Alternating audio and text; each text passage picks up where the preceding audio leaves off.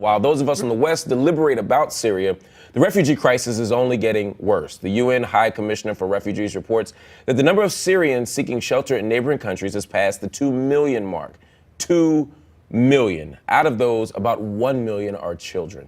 Along with the number of internally displaced Syrians, slightly more than a quarter of all Syrians have been uprooted due to the civil war. Jason, are we even thinking about refugees? I heard a number today that said every 15 seconds or so another Syrian is displaced. Those are striking numbers. What do you say?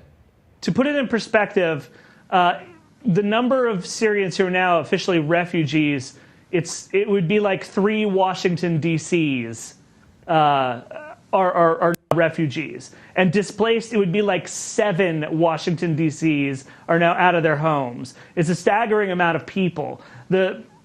We're not thinking about them. We're not thinking about them. You know, again, we're thinking about doing targeted, limited airstrikes on strategic positions. These are going to be the things we do are going to ramp up the refugee crisis, because obviously there's going to be a need for more people to get out of the way of our bombs, and then there will be more people needing to get out of the way of Assad's response on the ground to what we do.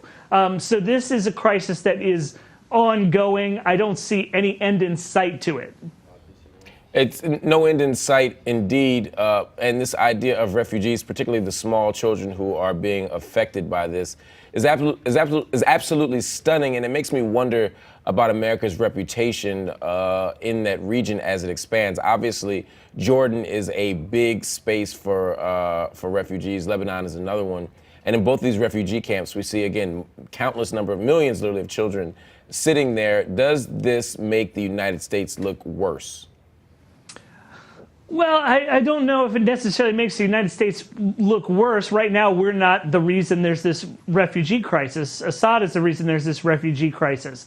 What happens after is dependent on whether we recognize that as a humanitarian crisis and try to intercede and help. In the past, we've done what we can to ameliorate refugee crises, but this is a staggering one. The numbers are vast, and you know, Jordan can only take on so many. Lebanon, it's kind of like out of the fire into a cooler frying pan in many ways. It's terrible. I mean, and remember that no matter what happens in Syria, even if the rebels win, there's so much factionalism in Syria, and the people live apart. The various sort of ethnic groups and religious groups and sectarian groups, they live apart from one another, and any kind of ensuing power struggle is going to shift the balance and put other people on a new firing line.